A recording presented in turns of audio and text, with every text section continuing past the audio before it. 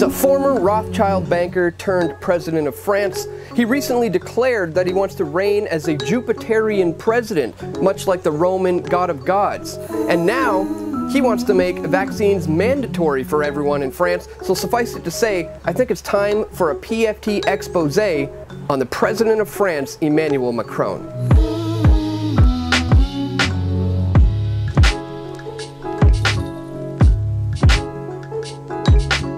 Much like an old wine packaged in a new shiny bottle, Emmanuel Macron comes from a background of prestigious schooling, powerful business partnerships, and Rothschild mentoring. At 39, he's the youngest president France has ever had, but don't let his age fool you.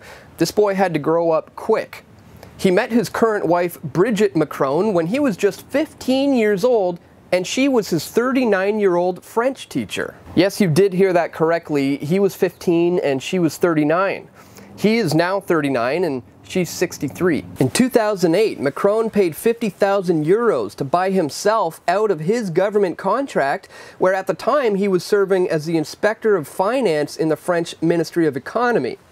He then went on to become an investment banker in a very highly paid position at Rothschild & Bank, an investment banking and asset management and wealth management service in France, which was created by David de Rothschild, Eric de Rothschild, and Edward de Rothschild in 1984 after nationalization in 1991 of Bank Rothschild by the socialist government of the President Francois Mitterrand. Rothschild & Bank is now the French branch of the Rothschild Group, and it specializes in areas of mergers and acquisitions and advice, as well as private banking. So from the time he was a very young man, Macron was trained and groomed and mentored by an older elite class, and now his true colors are revealing themselves as he just announced that he desires to reign as a Jupiterian president. He said he desires to reign as a Jupiterian president, a remote, dignified figure like the Roman god of gods, who weighs his rare pronouncements carefully. Summoning over 900 politicians from both houses of the French Parliament to a rare congress at the palace of Louis XIV, the Sun King, in Versailles, he threatened to overrule lawmakers with a referendum if they try to frustrate the reforms that he wishes to impose on the legislature. Such assemblies are usually reserved for times of national crisis. So he's a Jupiterian president who reigns like the Roman god of gods, and he weighs his rare pronouncements very carefully.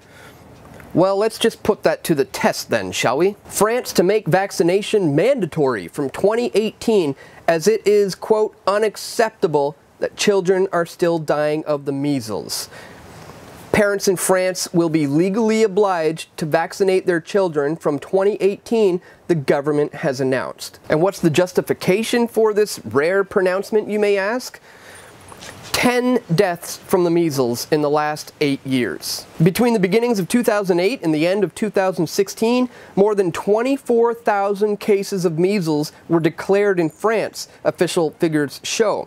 Of these, around 1,500 had serious complications, and there were 10 deaths. So in the 24,000 cases in the last 8 years, 10 people have died, and this is their justification for bringing in mandatory vaccines. And this comes despite the fact that statistics from the Center for Disease Control and Prevention will show that there are more complications coming from the vaccine itself than people who have died from the measles. In 2015, in my video Pro-Vaccine Campaign Exposed, I proved without a shadow of a doubt that Jennifer Hibben-White, a woman who posted a viral Facebook post who was worried that her newborn baby may have contracted the measles due to the anti-vaxxers, had large ties to Big Pharma.